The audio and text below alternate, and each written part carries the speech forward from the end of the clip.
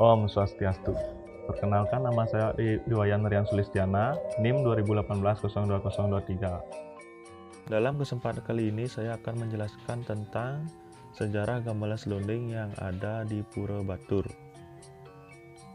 Dalam hasil penelitian hari pertama, saya mewawancarai dua narasumber yang berada di Pura Batur, yaitu Wayan Aste dan Wayan Kasli.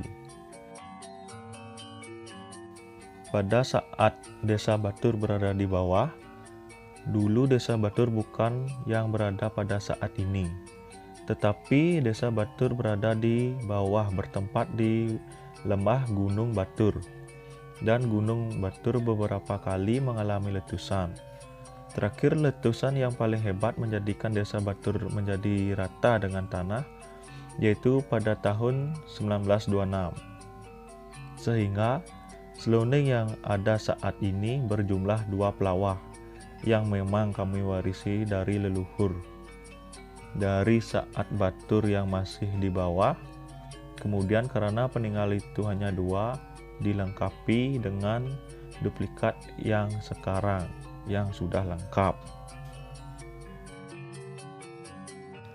Ketika Desa Batur berada di bawah, selonding itu sudah diwarisi oleh masyarakat Batur. Jadi umurnya mungkin sudah ratusan tahun. Dalam penelitian selonding hari kedua di Pura Batur, saya mewawancarai 3 narasumber, yaitu Iwayan Sukadio, Nengah Nurintang, dan Wayan Aryo. Sejarah gamelan selonding di Pura Batur menurut narasumber ada 2 versi, yaitu Bali Mula dan Majapahit. Bali Mula itu ciri-cirinya gunung, bukit, dataran tinggi. Masyarakat dibagi menjadi 2, yaitu Kiwo dan Tengen. Di mana letak gunung, di sanalah menghadap ke gunung. Bali Majapahit yaitu sinar matahari. Di Batur memakai 2 budaya, yaitu Majapahit dan Bali Mula. Dulu Pura Batur berada di bawah, bukan berada pada saat ini. Menurut narasumber, 2 selonding peninggalan yang masih ada di Pura Batur merupakan selonding yang dianggap sebagai prasasti atau pertimo, karena bukan sembarang orang yang bisa memainkannya. Meraba pun tidak sembarang orang yang bisa. Orang-orang siapa saja itu ada 2 pembagian, yaitu Kiwo dan Tengen. Itu pun Kiwo Tengen ini yang bisa pada waktu saat Suwunan Kodal. Hanya Tengen yang bisa, Perdana tidak bisa, hanya Purusa yang bisa. Dan menyuarakan itu tidak boleh sembarang orang, termasuk siapapun. Jero gede maupun jero mangku pun tidak bisa memainkannya. Itulah keanehan dan keunikan 2 selonding yang disungsung di Pura Batur. Pada penelitian hari ketiga mengenai sejarah selonding yang berada di Pura Batur, saya melakukan wawancara di Griya Taman Saraswati, Asrama Tunggak, Bebandem, Karangasem, yang narasumbernya bernama Empu Sri Dharmapala Vajrapani.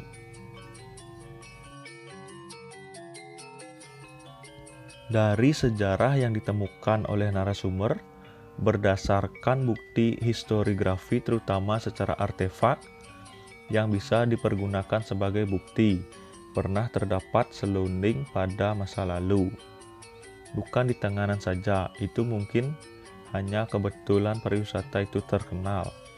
Sebenarnya menurut fakta lapangan yang diketahui oleh narasumber, artefak selonding itu di seluruh kabupaten pernah narasumber temukan penelitian. Itu merupakan bagian-bagian daripada Selonding yang digunakan bilah nyekah, aksesorisnya, pelawah, gending, dan pencatatan notasi itu ada semua. Secara tekstual, yang memberikan bukti lebih otentik itu melalui prasasti. Prasasti perunggu dari zaman Bali kuno. Itu boleh dikatakan yang tertua dalam pengetahuan narasumber. Dalam prasasti tercatat pada pemerintahan Sri Maharaja Surodipa tahun 1037 itu sudah ada atau tercatat dalam prasasti raja tersebut bahwa gamelan selonding itu sudah ada bersama-sama dengan galunggang petung. Yang dimaksud dengan galunggang petung itu adalah gambang. Karena secara umum diketahui di mana ada gamelan salunding wesi dicatat dalam prasasti bersamaan dengan galunggang petung. Lalu kedua komponen gamelan tersebut mempergunakan septatonis atau 7 nada, baik itu gambang maupun selonding. Narasumber mengetahui fakta-fakta selonding itu secara tekstual, tertulis dalam berbagai prasasti Bali kuno dari tahun 1037 sampai 1247. Hampir setiap raja Bali kuno mengeluarkan prasasti mencantumkan kasanah kesenian galunggang petung dan salunding wesi. Kita sebenarnya tidak tahu apa yang dimaksud dengan galunggang petung dan salunding wesi, seperti apa yang tertulis dalam prasasti. Tetapi secara artefak, di mana disebutkan dalam prasasti ada selunding wesi dan galunggang petung, kita mendapatkan gamelan selunding wesi dan gambang. Itu pembuktiannya. Dalam seni rupa, kita mendapatkan suatu gambar yang ditujukan oleh penelitian masa lalu, yaitu pada dinding sebelah barat dari Candi Borobudur terdapat gamelan berbilah. Kalau tidak salah berbilah 8. Itu bukti-bukti kesejarahan tentang gamelan selonding. Apabila kita mengacu kepada angka tahun relief, Candi Borobudur itu berdiri abad ke-8. Kalau itu yang menggambarkan berupa bilah-bilah, bisa diperkirakan itu gamelan selonding atau gamelan berbilah abad ke-8 sudah ada.